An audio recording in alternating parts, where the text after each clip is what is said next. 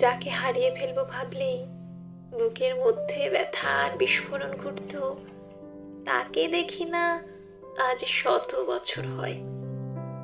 এখন আর ব্যথা অনুভব করি না, শুধু আজও সমুদ্র দেখলে মনে পড়ে যায় আমাদের একসাথে পায়ে পা মিলিয়ে হেঁটে সমুদ্র দেখার কথা ছিল।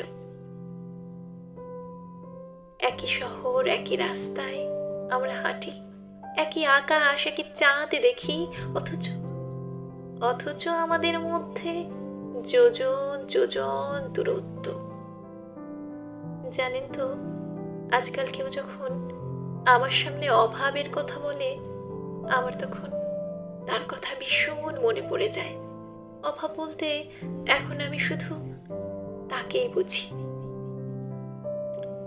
মাঝে মাঝে কি মনে হয় জানেন, এই পৃথিবীর কত শত মানুষ তো রোজ তাকে দেখে, তাদের মতো আমিও যদি দেখতে পারতাম। সবচেয়ে বড় দুঃখ কি জানেন, আমার জীবনের 2500 পৃষ্ঠার প্রতিটি পৃষ্ঠা মুখস্থ করেও সে আমাকে বুঝতে পারল না।